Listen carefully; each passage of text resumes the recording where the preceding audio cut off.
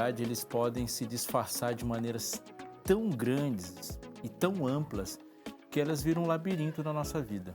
Há um complexo de superioridade do jovem sobre o velho, achando que ser jovem é ser perfeito e o modelo de ser humano, como do velho também sobre o jovem, dizendo que experiência é insubstituível e pode substituir ou até inteligência. Há um complexo de superioridade que se aparece nos ismos, no machismo, no racismo e em qualquer outro ismo, inclusive nos ismos ideológicos, quando o que eu penso é sempre muito melhor. Talvez o complexo de superioridade mais nefasto que possa acontecer é o da superioridade do autoritarismo religioso. E pode-se também viver perfeitamente ele sem ser institucional. Um dia alguém chegou perto de mim e disse que da Bíblia ele escolhe o que ele quiser.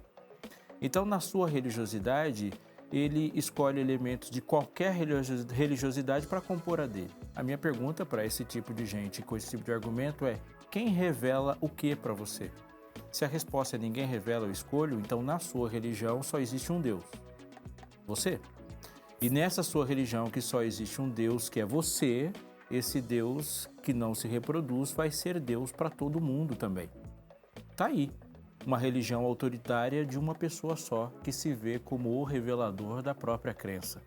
O autoritarismo religioso está aí, para todo mundo, como instrumento de comando, de poder e de disfarce das nossas próprias fragilidades e fracassos. Nós não só desejamos falar sobre isso, nós precisamos falar sobre isso a partir daquilo que Deus falou para nós. Sejam bem-vindos, pastor Euarif, pastor Lucas Iglesias, que estão aqui juntos, e eu nem perguntei para eles que se eles querem ou não falar sobre isso, eles já estão aqui e vão falar. Então a gente diferencia a hierarquia de autoritarismo. Ou não, né? Nunca zoe com quem está com o microfone, essa é a verdade. Sejam bem-vindos, a gente vai falar disso mesmo. Pastor Euarif, você tá bem, cara? Eu sei que você é recém-casado, manda um abraço aí para a esposa e diz o que você anda fazendo daquilo que se pode dizer que você anda fazendo. Excelente. Um abraço para minha esposa linda e maravilhosa, Luene. E ao mesmo tempo eu também estou aqui no NASP, Campo São Paulo, estou trabalhando aqui na Pastoral. Quem é seu chefe, o Aleph? O meu chefe, Só uma pergunta aí. O nome dele é Pastor Robson Aleixo, o próprio. Ah, entendi. A sua participação aqui foi uma ordem, foi tipo, autoritária, assim, ou foi um pedido e tal? Eu acho que aquilo que nós vamos falar vai muito sobre o que eu vivo, a minha experiência, assim, vai dialogar bastante. Mas estamos aí, né? Estamos aqui no NAS trabalhando com o pastor Robson na questão de não somente da pastoral universitária, mas da pastoral como um todo, com os funcionários, no cuidado e no pastoreio desse rebanho tão grande de 600 funcionários e de tudo mais. Oi, Euarif, antes de eu te perguntar o que é trabalhar com uma capelania estudantil, pastoral universitária na pandemia, eu ia te perguntar assim, quem te deu aula de hebraico 3? Eu gostaria de dizer, se ele não tivesse uma caneta e um papel na mão, você estaria no ministério agora. Não, essa é uma realidade. Pastor Lucas Iglesias me deu aula de hebraico 3, aulas muito boas por excelência, só para deixar bem claro. Por isso, como rabi, é a vez dele de se apresentar agora nesse momento, né? Eu gostaria de dizer à autoridade presente que definiu se a gente estaria onde não, ou não, né, nesse lugar, né, simplesmente com atribuir de uma nota. Como é que é essa relação aí de mando, né? Porque chamou um monte de gente de aluno, né, sem luz. Não, que é isso, Robson. Não, que é isso. Meus alunos são queridíssimos, eu os considero como amigos. E nunca, não tem nada disso, não. Até porque eu assinar alguma coisa e deixar de assinar, você sabe que não muda nada. Então... Mas legal, pastor, obrigado por estar aqui. A gente teve o privilégio de conviver com essa pessoa fantástica aí, que, entre outras coisas, no seu currículo é filho da tia Cecel, né? Eu acho que essa é uma questão mais importante aí, né? Filho da tia Cecel. Inclusive, às vezes, quando dava para ir pregar nas igrejas, né? Ia pregar, daí descobriam, né? Daí eu voltava com a Bíblia cheia de carta, cheia, né? Cartinha de coração, daí minha esposa olhava, que essa cartinha de coração aí? Não, é para minha mãe, é o correio da tia Cecel. Então, acontece. Cara, a minha filha, quando fica sabendo que eu passei perto de você, ela fica revoltada porque eu não mandei os recados dela. Mas para ela, você não é Lucas e nunca será, você é Harry Potter. E se você que está em casa não sabe o que é Harry Potter, vai vasculhando no YouTube aí. Obrigado por lembrar. Do Harry Potter. Mas ela assistiu 1.750.000 vezes, então isso nunca vai sair da cabeça dela. A gente está aí conversando e tem que conversar sobre autoritarismo, ele toca num assunto num ponto muito sensível para a gente, né? O autoritarismo, ele flertou com a religião na história toda. Se a gente for pensar na construção do Estado, a construção do Estado, historicamente, ele é, pela primeira autoridade estatal, aquele que transcende, aquele que conversa com os deuses, né? Aquele que traz o recado direto. A gente pode pensar desde uma Torre de Babel até hoje. Uma tentação. E eu queria propor para vocês no início dessa conversa se essa tentação não se dá exatamente na covardia de não converter. Eu vou melhorar a pergunta. Quem não converte, impõe. Jesus, quando colocou a árvore do conhecimento do bem e do mal, não pôs nenhum diácono na porta. E a gente, nas nossas árvores do bem e do mal por aí pra gente, a gente coloca aí uma cerca elétrica, né, ao redor. E Deus não fez isso, né? Ele deixou o caminho à árvore livre. Mas ele não é um sintoma, pastor Lucas? O autoritarismo religioso não é um sintoma de ausência de poder em vez de ser de presença? Eu acho que sim, Eu entendi o que você quis dizer e concordo. Eu só acho que, como um sinal, né, dessa ausência, se supõe um poder que não existe, né? Eu acho que existe essa tentativa de mostrar um poder, só que esse poder ele vem de um outro lugar. Então, essa conversa, né, de autoritarismo religioso me faz pensar muito nos profetas. Muito, muito mesmo. E tem um autor que eu gosto demais, ele ainda é vivo, um velhinho, por sinal muito simpático, chamado Walter Brueggemann, e ele tem um livro intitulado A Imaginação Profética. E, basicamente, a ideia do livro é falar o quê? Falar que, e ele usa como exemplo o reinado de Salomão. O reinado de Salomão, num período, ele promoveu o que o Brueggemann chama de consciência real. E essa consciência real vai ter algumas características, e uma delas é a da religião estática, ou, como ele coloca, muito, muito interessante, ele fala a religião do Deus cativo, que é o quê? Você só tem acesso a Deus através de mim, rei. Então, por isso que é esse poder, não é nem emprestado, né? É roubado, né? Então, você só tem acesso a Deus através de mim, e qualquer outra maneira de pensar que fuja à consciência real, qualquer imaginação alternativa, ou como o título dele, imaginação profética, ele vai falar que o profeta é aquele que deve promover uma consciência alternativa. Qualquer consciência alternativa é vista como um perigo. Você critica o rei, na verdade você não está criticando o rei, você está criticando a Deus, porque eu e Deus somos a mesma coisa. E vários outros elementos vão mostrar como esse autoritarismo, no caso aí, né, que mistura assim, o governo, né, mas de certa forma era teocrático, né, vai confundir as fronteiras aí entre de quem é o poder, né? O rei vai assumir poderes que não são deles, né? Não são dele. Então, isso a gente pode ver claramente, né, em qualquer religião, né? Qualquer religião. O autoritarismo ele é caracterizado por essa submissão cega, né? Então, a obediência inquestionável, né? Não tem espaço para, primeiro, diálogo. Nossa, alguém que pense diferente? Como assim, né? Isso vai atrapalhar com a ordem das coisas, tal. Não tem espaço para se pensar, consequentemente, né? E só daí a gente poderia falar um monte de coisa, né? Desses dois aspectos, né? Do diálogo e da capacidade de pensar, né? Quando eu olho para a religião bíblica, eu não consigo ver, de maneira alguma, um Deus que não espere que a gente pense. que a gente dialogue, a começar com ele, né? E daí por isso que, de novo, eu lembro dos profetas, porque o profeta por excelência é Moisés, né?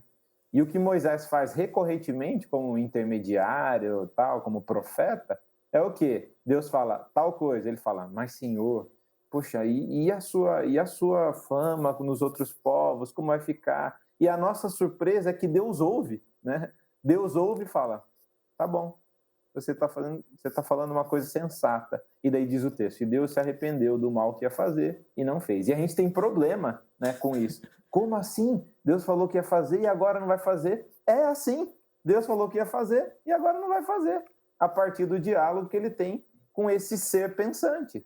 Com esse ser pensante. Não estou falando que Deus não pensou nisso, né? Mas ele espera esse diálogo com o ser humano.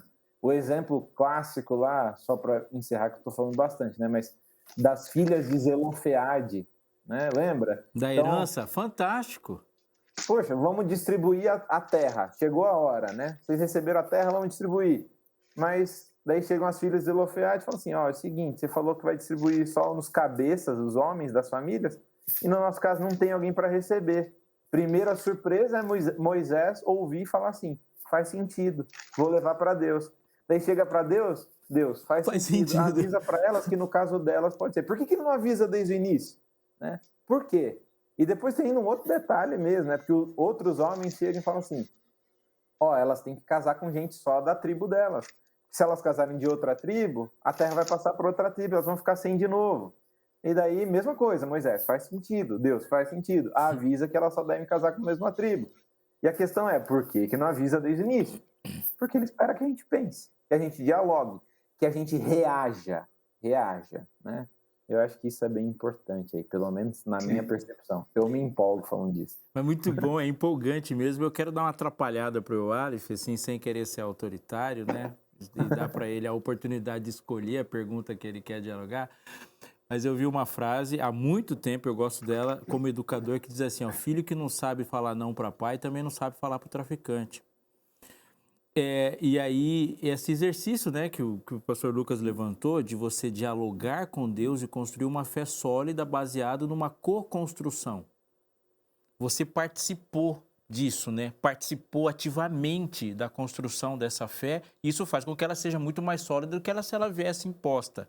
Mas qual é o limite dessa diferença de uma fé que gera autonomia, que eu co-participo da formação racional, de uma, eu digo, não só de uma rebeldia, estou tentando achar a palavra precisa para isso, mas de uma arrogância de achar que eu e Deus estamos no mesmo nível para conversar, porque nunca estivemos. Sim, eu acho que para exemplificar isso de forma clara, Tiago ele fala sobre isso, e ele exemplifica na perspectiva de um espelho. E ele fala que o problema está justamente em nós olharmos para o espelho, mas sairmos do espelho e esquecermos daquilo que nós olhamos.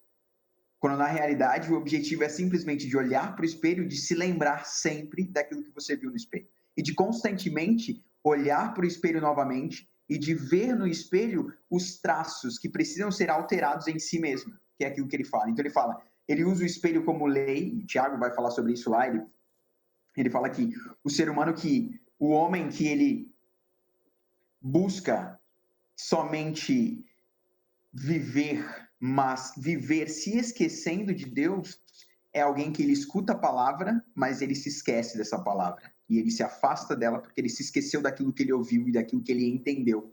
Então, o problema está justamente quando a gente olha para esses seres humanos, que eles são chocados com a realidade de quem eles são.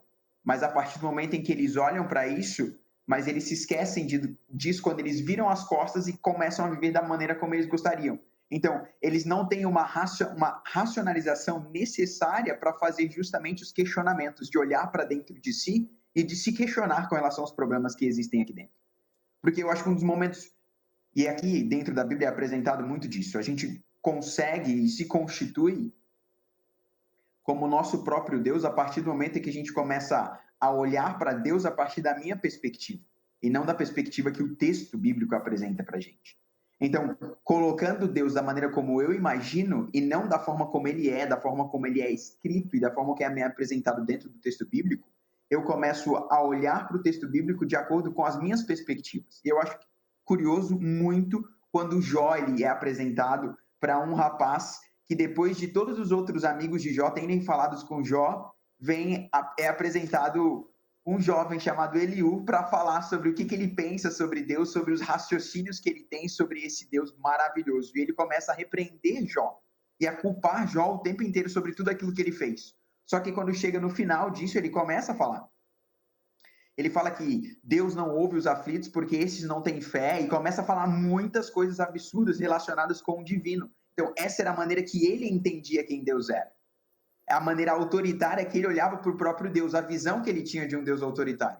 Só que nesse momento que ele apresenta tudo isso, é muito curioso o momento em que Deus ele aparece. Depois de tudo que Eliú fala, Deus aparece. E ele aparece num redemoinho, mas ele olha assim, ele fala: quem que é este que escurece todos os meus desígnios e todos os meus pensamentos?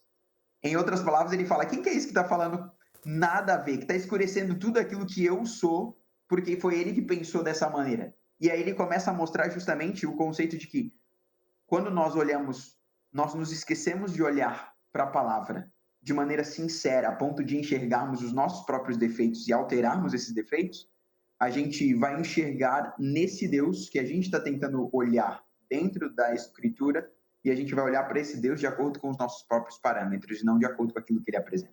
Então, o problema está em justamente a gente analisar a Bíblia e olhar para a Bíblia a partir das nossas próprias perspectivas e não justamente daquilo que o texto é apresentado para a gente sobre quem é esse Deus. A rebeldia ela não se configura apenas na insurreição contra os mandamentos de Deus. Ela pode se disfarçar na preferência de um mandamento sobre todos os outros. E aí o radical se transforma em fanático. E eu vou chamar de radical, didaticamente, aquele que vai à raiz de qualquer mandamento e se entrega radicalmente a todos os mandamentos. E uma pessoa que se entrega radicalmente a toda a vontade de Deus nunca vai ser desequilibrado. Mas aquele que escolhe uma parte da vontade de Deus que para ele é preferencial se torna um fanático enlouquecido, ou evangelho que pirou.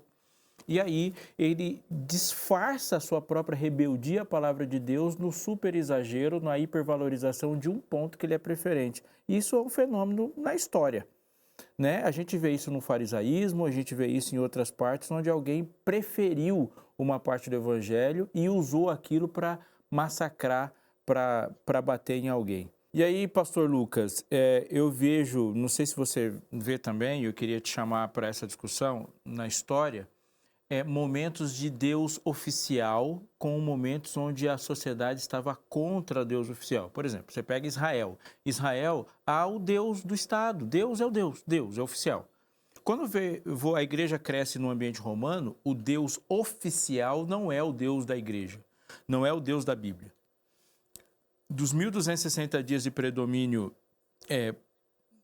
medieval de uma religião não bíblica, embora travestida de cristã, você tem um Deus oficial que é chamado de Deus da Bíblia, mas reage de uma forma diferente.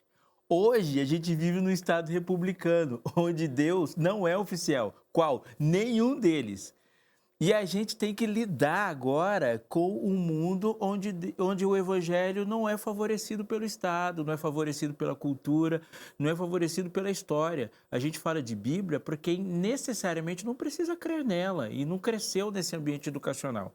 Pergunto, está mais fácil ou mais difícil?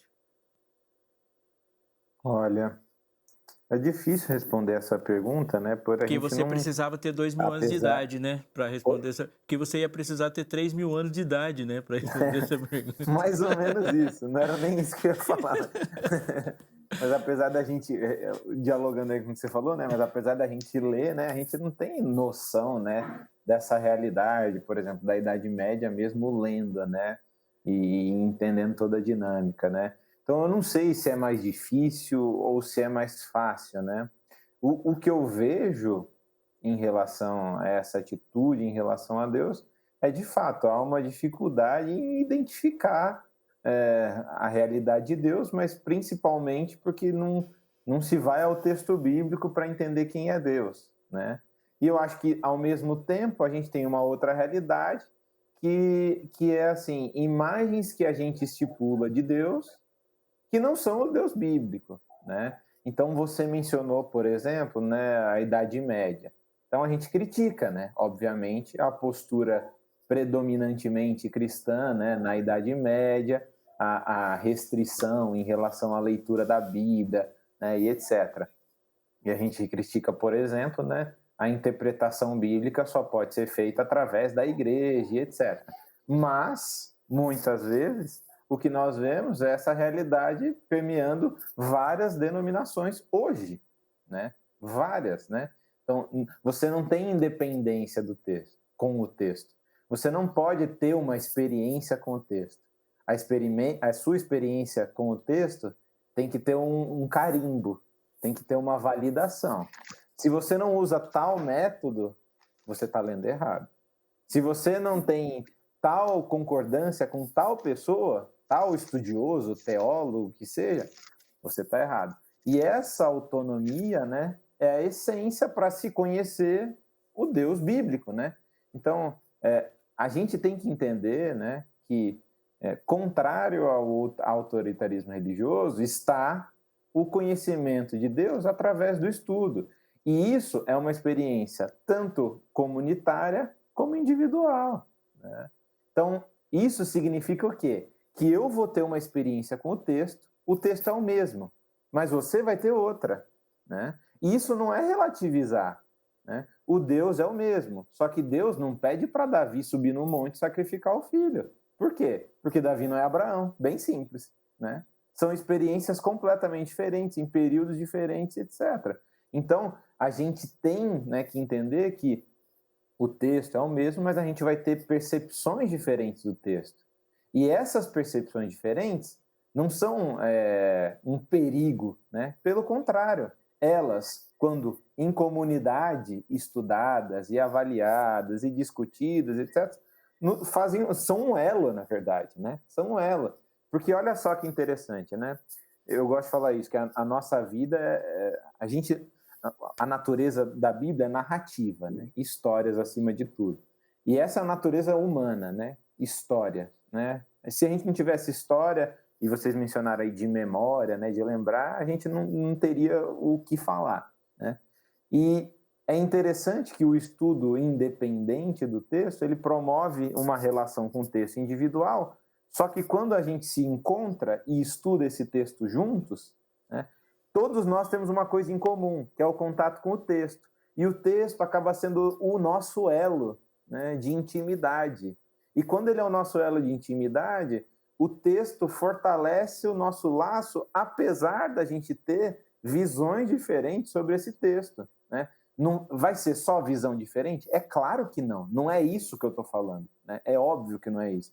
O que eu estou enfatizando é que eu acho que em ambientes de autoritarismo religioso, a questão, né, da uniformidade de visualização do texto é crescente, enquanto que a pluralidade, né, no estudo e etc., de percepção de uma história e etc. e tal, é vista como uma ameaça, é vista como um perigo, né? E daí a consequência disso é o quê? De novo, né? O adestramento, né? Ninguém pode ver diferente, todo mundo tem que ver do mesmo jeito, são essas as cores, e acabou. E daí a gente vai virar o que o Charlie Chaplin lá vai criticar lá no Tempos Modernos, né? Vai virar aquela maquininha que é que ele sai, né? Eu sei que a crítica envolve muitas outras coisas, né?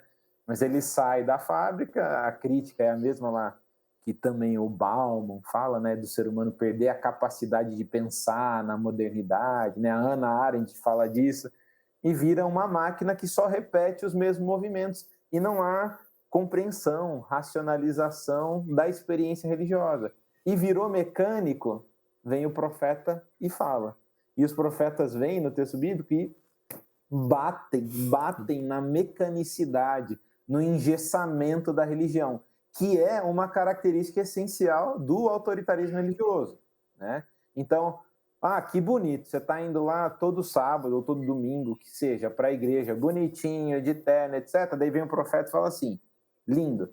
Só que assim, no caminho, tinha uma pessoa com fome, você nem olhou para ela. O que você acha que é mais importante? Ir bonito para a igreja, cantar lá e pregar? Ou antes ajudar essa pessoa? Esse é o profeta, né? A consciência alternativa. Cara, o que você disse tá martelando na mente o seguinte: pode existir autoritarismo religioso, mas dizer autoritarismo bíblico é uma contradição em essência, porque se for autoritário não é bíblico. A Bíblia, na construção original, genética da Bíblia, propósito da Bíblia, ela é de um raciocínio livre, embora o raciocínio livre não significa desligamento, né, de Deus. Sim, eu acho que o raciocínio livre, ao contrário de desligamento, é você mostrar a que Deus você serve, né? Eu sirvo Deus que criou o ser humano livre. Por isso, eu promovo na minha comunidade, na minha família, entre os meus amigos, liberdade, né? Liberdade. Isso significa que não existe uma coluna vertebral? É claro que existe. E não é essa a questão. A gente está colocando contrapontos ao autoritarismo. E o autoritarismo vem falar, só existe essa coluna e qualquer coisa fora dessa coluna é errado. É uma distorção do corpo, né? Só que quando você olha para o corpo, tem mais ossos e tem mais elementos, né? Então, apesar de eu ter usado esse exemplo agora, do nada, né? E às vezes não fazer muito sentido na metáfora aqui, mas é isso, né? Existe, obviamente, um cerne que é comum, né? E a gente estudando vai chegando a esse cerne. Mas existem vários elementos periféricos, e eu acho que essa palavra é legal, que vão variar. E o problema é que a gente pega o que é periférico e acha que esse é o central. E fala, não existe diálogo, porque o periférico está sendo diferente, né? E aí é a uniformização lá de Nabucodonosor e etc. O mundo sente muito, pastor Walif, quando essa relação doente ela sai dos muros da igreja e aí o religioso começa a lidar com o não religioso com a mesma perspectiva. Mesmo considerando ele como um não companheiro de fé, ou vou usar uma palavra que é agressiva, né? Um errado, a gente quer transformar o errado no certo sem que o errado, assim por dizer, se submeta a uma transformação. A gente e pode se esperar uma transformação ignorando os porquês dessa transformação. Qual é o ponto de partida, portanto, quando uma pessoa que encontrou liberdade em Cristo saiba lidar com as liberdades que Cristo dá para alguém possa escolher viver com Ele ou sem Ele?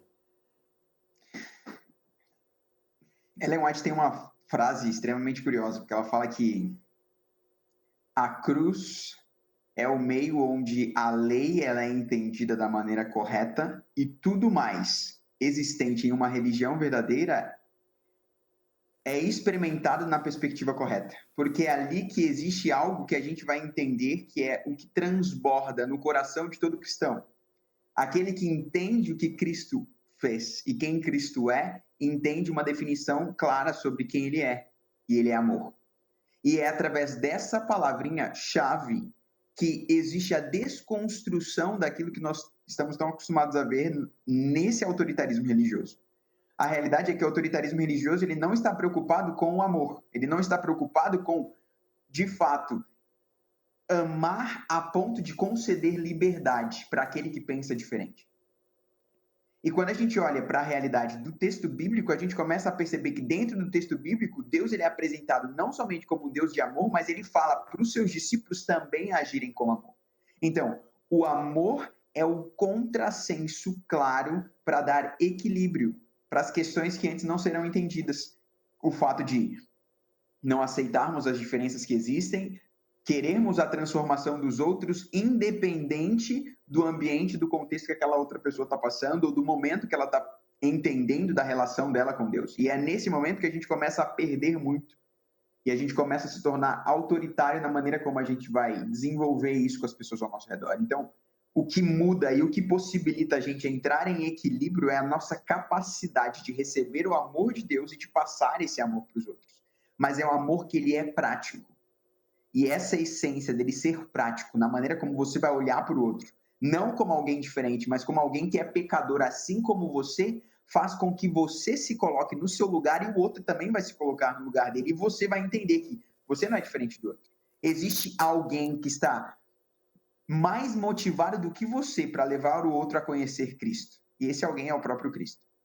Porque ele é a cabeça do corpo. Então, o fato dele ser cabeça do corpo faz com que você haja da mesma maneira que a cabeça. E se a cabeça amou, você também deve amar. E amor não é somente pelos iguais, amor também é pelos diferentes. E é nessa perspectiva de amor que o outro se sente justamente como Paulo fala, o amor de Cristo me constrange. Ele me motiva a fazer algo diferente. Então, é através das nossas práticas de abrirmos espaço para que justamente exista amor, que vai existir justamente a possibilidade do outro olhar para si, refletir sobre as suas próprias atitudes e entender os equívocos ou não daquilo que está acontecendo com ele e assim buscar a mudança. Porque esse é um ponto que o Lucas falou que eu achei extremamente curioso. A palavra da verdade ela é falada, ela não vai ser a palavra do pastor, ela não vai ser a palavra do padre ou de qualquer outra pessoa, é a palavra da verdade que é dita ao longo do tempo. Só que essa palavra que é dita ao longo do tempo, ela vai te levar para uma atitude semelhante. Então, outros que também estão recebendo e se relacionando com a palavra de uma maneira diferente, com essa mesma palavra da verdade, eles vão ser parecidos em essência nas suas atitudes. Por quê? Porque esse é o mesmo Deus de amor. E é um Deus que ele vai exigir de você atitudes de amor. Então, você vai ver o outro agindo da mesma forma se você olhar para si e entender que esse amor está sendo transbordado em você. E aquele que também está buscando entender a palavra e receber a palavra, também vai estar buscando viver esse amor. E assim a gente vai começar a ver a proximidade que existe sim de uma comunidade. E é de uma comunidade que busca viver a palavra da verdade. Pastor Lucas tinha feito um movimento de quem iria falar alguma coisa ali, quase teve uma convulsão. Dialogando aí com o que o Aleph falou, né? É excelente a referência que ele fez à cabeça, né? Se a gente pensa na imagem que é usada lá no Novo Testamento, né, da igreja como corpo, a gente esquece que no corpo, e agora extrapolando a metáfora, né, a gente tem o pé, e o pé está bem longe do nariz.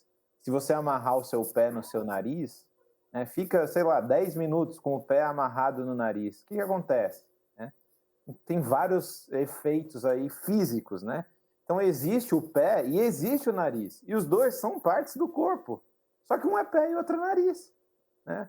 Então na metáfora é bonito, só que na realidade a gente não vê isso, né? Sim. Essa é a primeira coisa. A segunda, né, é que a gente, usando aí o que o Aleph colocou muito bem, na minha opinião, a gente quer agir como a cabeça do corpo, né? A gente quer mandar no corpo, começando por quem faz parte ou não do corpo e como deve ser para fazer parte do corpo, né? Então, esse ambiente de comunidade não é o lugar onde existe o diferente e lá, inclusive, o diferente se sente tratado de maneira especial com amor e há um aprendizado que não é um aprendizado anterior a um ingresso, né? Aqui está seu ticket, agora você faz parte desse clube, né? Não é isso. Porque é isso que a gente vê normalmente, né? Você assina uma lista de pré-requisitos, agora você faz parte do clube, né? Será que o ambiente do corpo não seria o ambiente de um processo de crescimento e de aprendizado?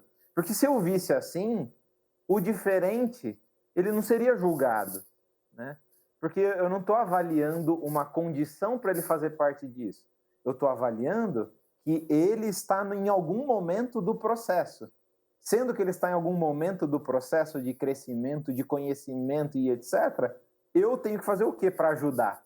E aí muda totalmente a perspectiva de relação no corpo, né? Não é assim, peraí, você está apto. Agora, a igreja deve ser o lugar onde as regras e etc. devem ser mostradas para toda a humanidade, etc. Ou, né, essas regras são mostradas no processo de crescimento em comunidade, de estudo, tudo isso sob o guarda-chuva do que o Aleph falou, né? Do amor, da misericórdia, que é a realidade divina, né?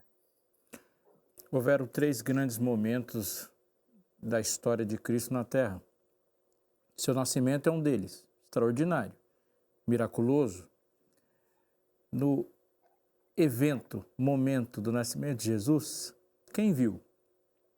Os pastores chegaram em algum momento, os magos chegaram depois, mas ali havia José, uma vaquinha, umas ovelhas, uma cabra. Não tinha muitos seres racionais testemunhando a chegada do rei na terra.